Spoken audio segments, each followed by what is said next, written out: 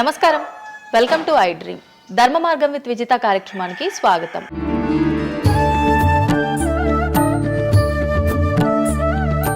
ప్రస్తుతం మనతో పాటు ఉన్నారు ప్రముఖ జ్యోతిష్యులు వేణుస్వామి గారు. ఇప్పుడు వారితో మాట్లాడి మరిన్ని విషయాలు తెలుసుకుందాం. ముఖ్యంగా మనకెన్నో సందేహాలు ఉంటూ ఉంటాయి, వాటి గురించి అడిగి తెలుసుకునే ప్రయత్నం చేద్దాం. నమస్కారం అండి. నమస్తే తల్లి. ఓం నమో వెంకటేశాయ. వెంకటాద్రి సంస్థానం బ్రహ్మాండే నాసికించిన వెంకటేశ సమోదేవో నా భూతో నా భవిష్యతి. ఇప్పటి వరకు కూడా రకరకాల విపత్తులు అయితే మనం చూసాం. గత ఉగాది మన కొత్త సంవత్సరం నుంచి కూడా ఇప్పటి వరకు చాలా విపత్తులు చూసినాం. అంటే పంచభూతాల్లో ఒక్కొక్కటి ఒక్కొక్క ప్రళయంగా, అగ్ని ద్వారా కావచ్చు, గాలి ద్వారా కావచ్చు, రకరకాలుగా.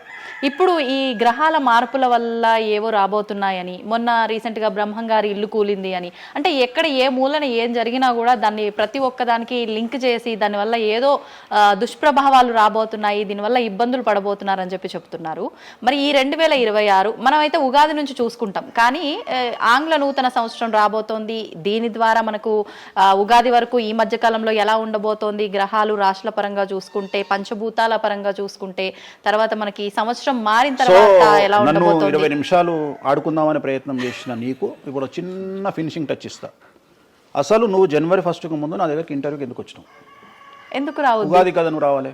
ఉగాదిది సపరేట్, అప్పుడు కొత్త పంచాంగం దృష్ట్యా ఇది సపరేట్. క్వశ్చన్ లేదు. ఎందుకని? తప్పు. దీనికి ఆన్సర్ చెప్పినాకనే ముందరకు పోవాలి మనం. ఉగాది 2026 మార్చి 19 నాడు శ్రీ పరాభవన సంవత్సరం వస్తుంది. దానికి కదా మనం పంచాంగం తీసుకోవాలి. నేను ఎందుకు ముందుగా వచ్చానంటే నేను దానికి ఆన్సర్ చెప్తా. మీరు ఎట్లాగో బిజీ పూజల్లో, మళ్ళీ నాకు అవకాశం దొరుకుతుందో లేదో తెలియదు. కాదు కాంపిటీషన్ జీవితములో నిన్ను నువ్వు నిలబెట్టుకోవడానికి కొత్తదనాన్ని ఎంచుకొని నిన్ను నమ్ముకున్నటువంటి ఓనర్కు నీ పూర్తి కర్త కర్మ క్రియ నీ రిజల్ట్ను ఇవ్వడానికి నువ్వు చేస్తున్నటువంటి ఒక ప్రయత్నం, నిన్ను నువ్వు జనాల్లో కొత్తగా ప్రొజెక్ట్ చేసుకోవడానికి చేస్తున్నటువంటి ప్రయత్నం. అదే ప్రయత్నం వేణుస్వామి చేసిండు కామాఖ్య విషయం. అమ్మా ఇట్లొచ్చారా? అర్థమైందా? కాబట్టి జనాల్లో కొత్తదానంలో కొత్తగా వస్తే నువ్వు గదే యాంకరింగ్ నేర్చుకున్నావు, గాయన గదే అడ్వకేట్ చదువుకుండు, గా టీవీ ఛానల్ గదే చేసింది. మరి గా టీవీ ఛానల్ ఏమో ప్రైమ్ టైమ్ స్లాట్ 2 లక్షలు ఎట్లా పోతుంది? పనికి వాళ్ళ చిన్న ఛానల్ 2000 ఎందుకు పోతుంది అంటే వాళ్ళు కష్టపడడానికి, వాళ్ళు చేసిన స్టింగ్ ఆపరేషన్లు కావచ్చు, వాళ్ళు జీవితాన్ని నాశనం చేసిన విధానం కావచ్చు, వాళ్ళకి ఆ పేరు వచ్చింది. సో అట్లనే వేణుస్వామి కష్టపడి ఈ స్థాయికి రావడానికి వేణుస్వామికి అంటూ ఒక బ్రాండ్ ఉన్నది. సో రెండవది, ఇదే సంవత్సరం ఇదే ఛానల్లో 2025 శివ అనే ఒక యాంకర్ కు నేను ఇంటర్వ్యూ ఇచ్చిన. అందులో చాలా విషయాలు చెప్పిన. ఏమేం చెప్పినా, ఈ సంవత్సరము రైలు ప్రమాదాలు ఎక్కువ అని చెప్పిన, విమాన ప్రమాదాలు ఎక్కువ అని చెప్పిన. చెప్పంగా వెనకకించి వచ్చి వీరికి పని పాట లేదు, వీడు పొద్దుగా లేస్తే నెగిటివే మాట్లాడతాడు అని తిట్టిరు నన్ను. మరి అయినప్పుడు ఒక్కడన్నా పెట్టడేంద్రా? పెట్టాలే కదా. ఎందుకు పెట్టారు అంటే చివరికి జ్యోతిష్యం చెప్పుకునే స్వేచ్ఛ కూడా మా బొందకు లేకుండా చేసిరు. జ్యోతిష్యంలో అరే ఇప్పుడు నా సొంత కవిత్వం కాదు, ఎవరిని అడిగినా చెప్తారు. ఈ సంవత్సరం గురువు అధిపతి కమాండర్ కేతువు అన్ని క్లియర్గా ఉన్నాయి. కేతువు అంటే మోక్షకారకుడు, భక్తికారకుడు. ఈ సంవత్సరం 2026లో ఎక్కడైతే జనాలు గుమిగూడు ఉంటారో అక్కడ ప్రాబ్లమ్స్ వస్తాయి. అది రేపు జరగబోయేటువంటి పుష్కరాలు కావచ్చు, రేపు జరగబోయే సమ్మక్క సారక్క పండగ కావచ్చు, లేకపోతే దేవాలయాల్లో ముక్కోటి ఏకాదశి కావచ్చు, ఎక్కడైతే భక్తి భావం ఉంటుందో అక్కడ చాలా పెద్ద పెను ప్రమాదాలు, సంచలనాలు జరుగుతాయని శాస్త్రం చెప్తుంది. శాస్త్రం చెప్పినప్పుడు ఆ శాస్త్రాన్ని వేణుస్వామి చెప్తున్నాడు. దీన్ని కూడా తప్పు తీసుకుపోయి వేణుస్వామి ఏలినాడు శని నడుస్తుంది మేషరాశికి, మేషరాశి బాగుండదు అని చెప్పాలి, కానీ మేషరాశి సూపర్ స్టార్లు అవుతారని నేనెందుకు చెప్తా అంటే, ఒక చూసినా వేణుస్వామి మన ఒక ఆమె నేను మీనరాశి బాగాలేదంటే మీనరాశికి బాగాలేదని చెప్తున్నా వేణుస్వామి ఎక్కడ చెప్పాడు వేణుస్వామి అని ఇట్లనే ఊతుంది ఆమె, ఇట్లనే అంటుంది వేణుస్వామి చెప్పిండు అని తిట్టింది. నువ్వు నమ్మవమ్మా, ఆమె అమెరికా నుండి పంచుప్రభాకర్ అని ఒక ఆయన ఉంటాడు, ఆయన తిట్టిండమ్మా ఆ బూతులు భగవంతా నేనైతే తెల్లారి చచ్చిపోతుండే. అంటే వాళ్ళిద్దరికి ఫైటింగ్ జరిగి గదే మీనరాశి అని చెప్తున్నా నేను. ఆమె మీనరాశి అంట, గదే మీనరాశి అంటున్నా నేను. అంటే నేను చెప్పేది అదే. నేను చెప్పేది ఫస్ట్ శనీశ్వరుడు కాదు, శనేశ్వరుడు. శనీశ్వరుడు అని ఎందుకు వచ్చింది అంటే, ఒకరోజు శని శంకరుడు ఇద్దరు కలిసినప్పుడు శంకరుడు శనిని అడుగుతాడు, ఏందా నేను చూస్తే పెద్ద అందరు భయపడుతున్నారు, చాలా పెద్ద పెద్ద వాళ్ళు భయపడుతున్నారు, నువ్వు తోపు తురుమట కదా అంటాడు. అంటే నేను తోపు తురుమా కాదా, రేపు చెప్తా నీ సంగతి అంటాడు. ఎవరు? శని ఈశ్వరుని అంటాడు. అంటే ఏంది అంటే, రేపు నీ టైం వచ్చింది, నీ సంగతి ఏందో చెప్తా అంటాడు. అంటే తెల్లవారి పొద్దున సూర్యోదయానికి శంకరుడు పోయి ఒక చెట్టు తొర్రలో దాచుకొని సాయంత్రం సూర్యాస్తమయం వరకు చెట్టు తొర్రలోనే ఉంటాడు. ఉండి బయటకు వస్తాడు. బయటకు వచ్చిన తర్వాత శని ఎదురుపడితే నన్నేమో చేస్తా అన్నావు కదా, ఏం చేసినావు అంటాడు. అంటే నువ్వు లయకారకుడివి, ప్రపంచాన్ని శాసిస్తావు, ముల్లోకాలను శాసిస్తావు, అట్లాంటి నిన్ను తీసుకుపోయి సూర్యోదయం నుండి సూర్యాస్తమయం దానిక చెట్టు త్వరలో దాచిపెట్టిన, ఇంతకంటే నేను చేసేదే ఉంది అంటాడు. ఆట మొదలు పెట్టేశాడు అక్కడ ఆల్రెడీ. అప్పటి నుండి ఆయనకు శనీశ్వరుడు అని పేరు వచ్చింది. Okay okay. సో ఇది జరిగింది శంకరుడికి కూడా జరిగింది, రాముడికి కూడా జరిగింది. సో ఏలినాటి శని పీరియడ్లో, షష్టమ శని పీరియడ్లో బాధలు పడేటువంటి పరిస్థితి ప్రతి ఒక్కళ్లకు ఉంటుంది. రెండవసారి ఏలినాటి శనిలో మరీ దరిద్రంగా ఉంటుంది. కలియుగంలో దాని తీవ్రత చాలా ఎక్కువగా ఉంటుంది. కలియుగంలో ఫిజికల్ కంటే మానసికమైన దెబ్బలు చాలా ఎక్కువగా ఉంటాయి. జనాలు కొట్టే దెబ్బలు చాలా ఎక్కువగా ఉంటాయి. నరఘోష వల్ల తినే దెబ్బలు చాలా ఎక్కువగా ఉంటాయి. కలియుగ దైవమైనటువంటి వెంకటేశ్వర స్వామి వారికే ఎన్నో రకాల పూజలు చేసి దిష్టి తీయడానికి ప్రయత్నం చేస్తున్న సందర్భంలో ఆఫ్టర్ ఆల్ మానవుల మనమెంత. సో మన మీద ఎన్నో రకాల దుష్ప్రయోగాలు ఉంటాయి, ఎన్నో రకాల నరఘోషలు ఉంటాయి. సో ఇవన్నీ జనాలకు తెలియజేయాల్సిన బాధ్యత ఒరిజినల్ పండితుడిగా, ఒరిజినల్ జ్యోతిష్కుడిగా నా మీద ఉంది. సో సొంత కవిత్వము జనాలకు పాజిటివ్గా చెప్పడానికి నేనేమి ఏమో అంటారు కదా, వ్యక్తిగత ఏదో అంటారు వాళ్ళను, వ్యక్తిగతంగా కౌన్సిలింగ్ ఇచ్చేటువంటి వాడిని కాదు నేను. సో నేను శాస్త్రం ఏం చెప్పిందో నేను దాన్ని మాత్రమే జనాలకు చెప్పడానికి నేను ఇక్కడ ఉన్నా. అంతేగాని క్యాన్సర్ వచ్చిన పట్టుకొని నీకు ఏం లేదు అని చెప్పి వాడిని ఇంటికి పంపించి 2 రోజుల తర్వాత సచ్చేటట్టు చేసేటువంటి నీచుండి నేను కాదు. క్యాన్సర్ వస్తే క్యాన్సర్ వచ్చింది, ధైర్యంగా బతుకు, ఇంకా బతుకు, నీ కోరికలు తీర్చుకో, అన్ని కోరికలు తీసుకొని సావు అని చెప్తా. రెండవది, అన్ని తిని 60 ఏళ్ళు పోతే ఏం తినకుండా 80 ఏళ్ళు బతికితే లాభం లేదు. సో కలియుగంలో ఇవన్నీ సమస్యలు చాలా తీవ్రంగా ఉంటాయి. భార్యాభర్త కారులో పోతే పక్కింటోడు ఏడిస్తాడు, మంచి కారు కొనుక్కుంటే ఏడిస్తాడు, ఒక పిల్లగాడు మంచి ఉత్తీర్ణత శాతంలో పాస్ అయితే ఏడిస్తారు, మంచి ఉద్యోగం వస్తే ఏడిస్తారు, ఒక పొలిటికల్ బాగుంటే తెస్తాడు, ఒక యాంకర్కు డబ్బులు వస్తే తెస్తాడు.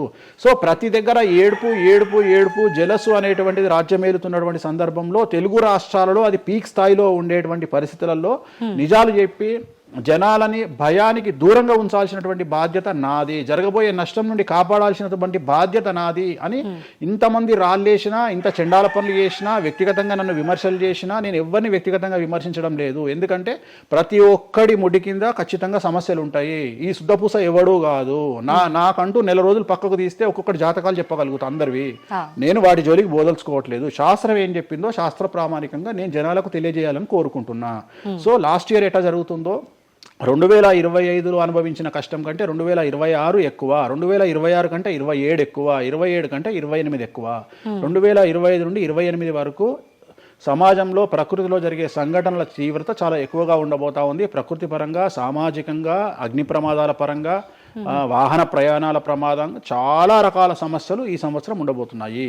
ఓకే, రాశుల పరంగా ఎలా ఉంటుందండి? సో ఈ సంవత్సరము ఫస్ట్ రాశుల కంటే ముందు మనం మాట్లాడుకోవాల్సింది ఏంటి అంటే, ఈ సంవత్సరము రైలు ప్రమాదాలు, అగ్ని ప్రమాదాలు, వాహన ప్రమాదాలు, అలాగే జన సమీకరణలు ఉన్న చోట, భక్తులు గుమిగూడే చోట, జన సాంద్రత ఉన్న చోట, అది సినిమా థియేటర్లు అవ్వచ్చు, భక్తికి సంబంధించిన ఏరియా అవ్వచ్చు, సో మార్కెట్లు అవ్వచ్చు, మాల్స్ అవ్వచ్చు, వాటిల్లో పెను సంచలనాలు ఈ సంవత్సరం జరిగే అవకాశాలు ఉన్నాయి. ఆర్థిక నష్టము అంటే ఆస్తి నష్టము, జన నష్టము ఉండేటువంటి అవకాశాలు ఉన్నాయి. కాబట్టి జనాలకు చెప్పే విషయం ఏంటంటే, భక్తి పేరుతో జనాలు లేనటువంటి ప్లేస్కి వెళ్ళండి. ముక్కోటి ఉంది, ఖాళీగా ఉన్న వెంకటేశ్వర గుడికి వెళ్ళండి హ్యాపీగా. ఆ దేవుడికి డబ్బులు ఇచ్చిన వాళ్ళు అవుతారు, పంతులకు డబ్బులు ఇచ్చిన వాళ్ళు అవుతారు, గుడికి 4 రూపాయలు ఇచ్చిన వాళ్ళు అవుతారు. అట్లనే జనాలు లేనటువంటి ప్లేసుల్లో పుష్కరాలకు వెళ్ళండి ఈ సంవత్సరము. సో జన సాంద్రత ఉన్నటువంటి ప్రదేశాలను ఈ సంవత్సరం అవాయిడ్ చేయడానికి ప్రయత్నం చేయండి.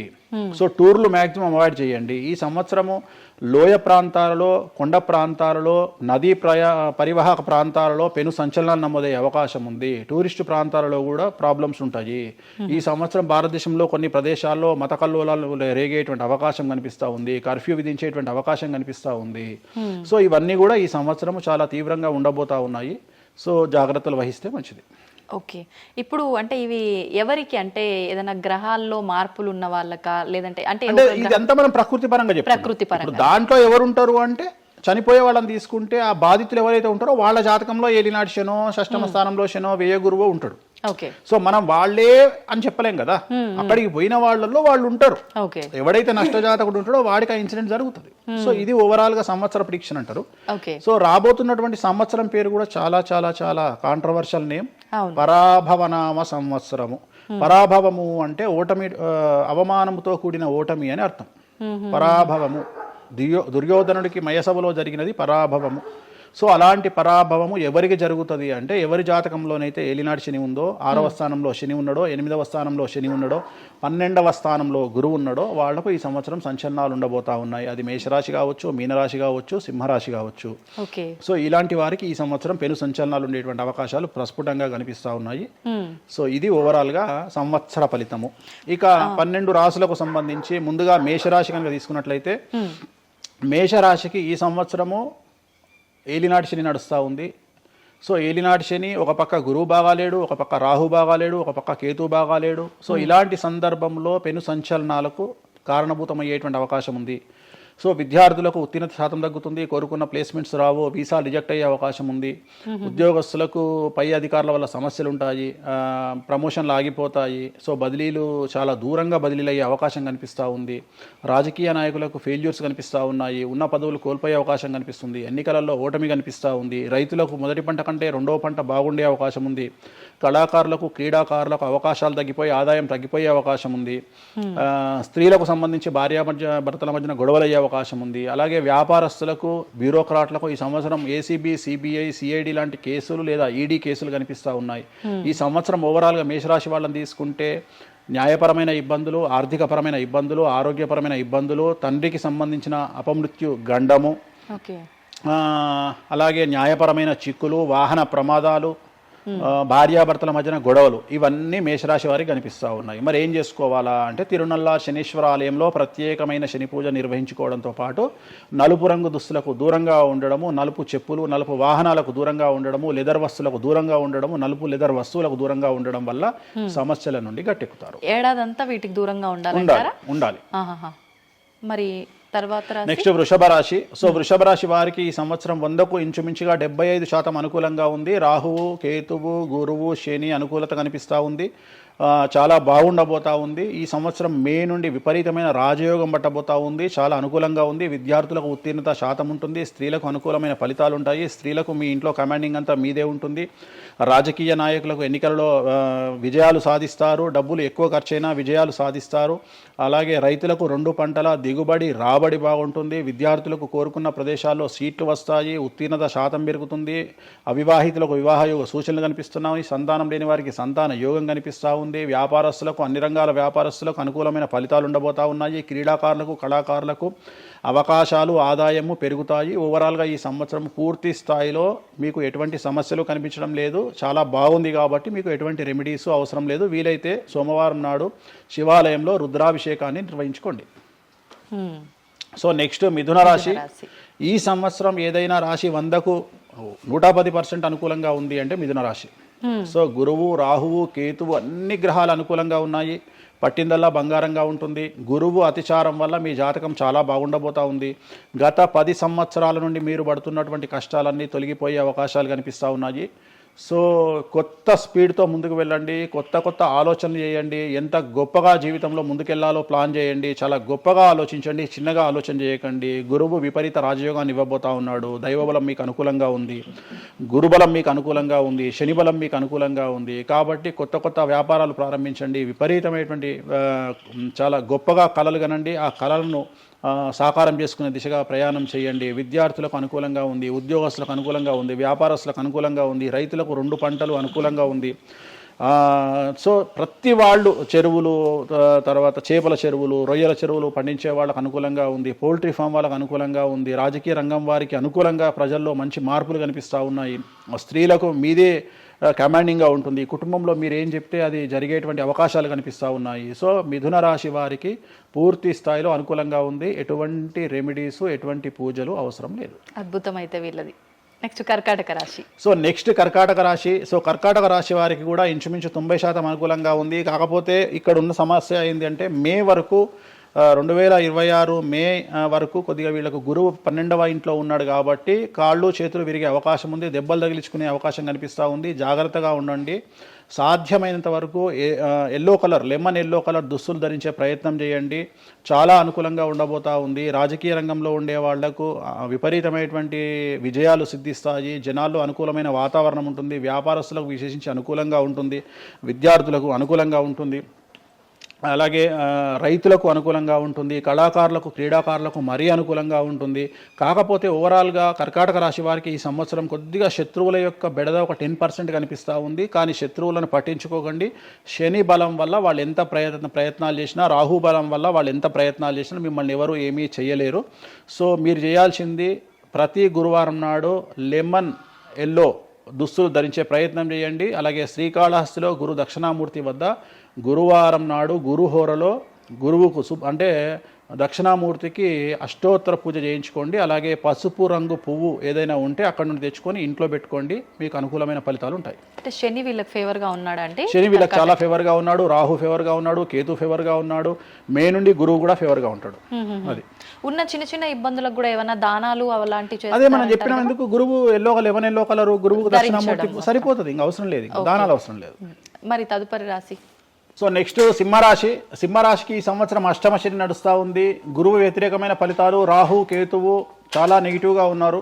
సో ఇంచుమించుగా 4 గ్రహాలు వ్యతిరేకమైన దిశలో ఉన్నాయి. అష్టమ శని అంటే తల్లికి ఆరోగ్యపరమైన ఇబ్బందులు ఉంటాయి, మానసికమైన ఇబ్బందులు ఉంటాయి, శారీరకమైనటువంటి అనారోగ్య సమస్యలు ఉంటాయి, అలాగే ఆర్థికపరమైన ఇబ్బందులు, న్యాయపరమైన చికాకులు ఉంటాయి. జాగ్రత్తగా ఉండండి. నలుపు రంగు దుస్తులకు దూరంగా ఉండండి. విద్యార్థులకు సమస్యలు, ఉద్యోగస్తులకు సమస్యలు, వ్యాపారస్తులకు సమస్యలు, ఈడీ కేసులు, పోలీస్ కేసులు, బ్యూరోక్రాట్స్కు సిబిఐ కేసులు, రైతులకు పంటల దిగుబడిలో నష్టము, కళాకారులకు క్రీడాకారులకు వాళ్ళ అవకాశాలను ఇతరులు దక్కించుకునేటువంటి అవకాశం కనిపిస్తూ ఉంది. స్త్రీలకు భార్యాభర్తల మధ్యన గొడవలు. సో ఓవరాల్గా సింహరాశి వారికి ఏ రంగంలో వారైనా సమస్యలు కనిపిస్తూ ఉన్నాయి. అష్టమ శని ప్రభావం కనిపిస్తూ ఉంది కాబట్టి నలుపు రంగు దుస్తులకు దూరంగా ఉండండి. తిరునల్లార్ శనీశ్వర ఆలయంలో ప్రత్యేకమైన శని పూజను నిర్వహించుకోవడం ద్వారా సమస్యల నుండి గట్టెక్కుతారు. ఓకే. సో నెక్స్ట్ కన్యారాశి. ఈ సంవత్సరం కన్యారాశి వారికి ఇంచుమించు 75% అనుకూలంగా ఉండబోతా ఉంది. శని అలాగే కుజుడు, రాహువు, కేతువు, గురువు అనుకూలతల వల్ల చాలా అనుకూలంగా ఉండబోతా ఉంది. ఒకే ఒక్క సమస్య ఈ సంవత్సరం ఉండేది, భార్యాభర్తల మధ్యన ఈగోలు కానీ క్లాషెస్ కానీ వచ్చే అవకాశం ఉంది. సో కాంప్రమైజ్ అవ్వడానికి ప్రయత్నించండి. భార్య దగ్గర భర్త, భర్త దగ్గర భార్య, కాంప్రమైజ్ అవ్వండి. ఈగోలకు పోవద్దు, జెలస్లకు పోవద్దు. ఆర్థికపరమైన అంశాల్లో జాగ్రత్తగా ఉండండి. విద్యార్థులకు అనుకూలత కనిపిస్తూ ఉంది, రాజకీయ నాయకులకు అనుకూలత కనిపిస్తూ ఉంది, వ్యాపారస్తులకు, కళాకారులకు, క్రీడాకారులకు విశేషమైన యోగం లభించబోతూ ఉంది. న్యాయస్థానాల్లో పనిచేసే వాళ్లకు, న్యాయ సంబంధమైన వృత్తిలో ఉండే వాళ్లకు అనుకూలమైన ఫలితాలు ఉండబోతూ ఉన్నాయి. స్త్రీలకు విశేషించి అనుకూలంగా ఉండబోతూ ఉంది. సో ఈ సంవత్సరం కన్యారాశి వారికి పూర్తిగా అనుకూలమైనటువంటి ఫలితాలు కనిపిస్తూ ఉన్నాయి. వీరు చేయాల్సినటువంటి రెమెడీ సోమవారం నాడు రుద్రాభిషేకాన్ని శివాలయంలో నిర్వహించండి, సమస్యల నుండి గట్టెక్కుతారు. సో నెక్స్ట్ తులారాశి వారికి 6వ స్థానంలో శని కనిపిస్తూ ఉన్నాడు. కాకపోతే గురువు విపరీత రాజయోగాన్ని ఇవ్వబోతా ఉన్నాడు. వీళ్ళకి గురు బలము మరియు దైవ బలం అనుకూలంగా ఉండడం వల్ల మీ జీవితాన్ని కొత్తగా ప్రొజెక్ట్ చేసుకునేటువంటి అవకాశం మీకు దేవుడు కల్పిస్తూ ఉన్నాడు. ముందుకు వెళ్ళే ప్రయత్నం చేయండి. చాలా కొత్తగా మిమ్మల్ని మీరు ఆవిష్కరించుకునే ప్రయత్నం చేయండి. మిమ్మల్ని మీరు కొత్తగా సమాజానికి చూపించుకోండి. దానివల్ల మీ ఆలోచనలు మార్చుకోండి. చాలా గొప్పగా థింక్ చేయండి, గొప్పగా కలలు కనండి, వాటిని సాకారం చేసుకోండి. గురువు అనుకూలంగా ఉన్నాడు. కాకపోతే కుటుంబంలో పెను సంచలనం జరిగే అవకాశం కనిపిస్తూ ఉంది. 6వ స్థానము భాగ్యానికి మరియు శత్రుత్వానికి కారకుడు కాబట్టి శని వల్ల సంచలనం జరిగే అవకాశం ఉంది. విద్యార్థులు, ఉద్యోగస్తులు, వ్యాపారస్తులు, కళాకారులు, క్రీడాకారులు, రైతులు, అలాగే రాజకీయ నాయకులు ఎవరైనా సరే వాళ్ళ జీవితంలో ఏదో ఒక పెను సంచలనం జరిగే అవకాశం కనిపిస్తూ ఉంది. నలుపు రంగు దుస్తులకు దూరంగా ఉండండి. తిరునల్లార్ శనీశ్వర ఆలయంలో ప్రత్యేకమైన శని పూజ నిర్వహించడం ద్వారా సమస్యల నుండి బయటపడతారు.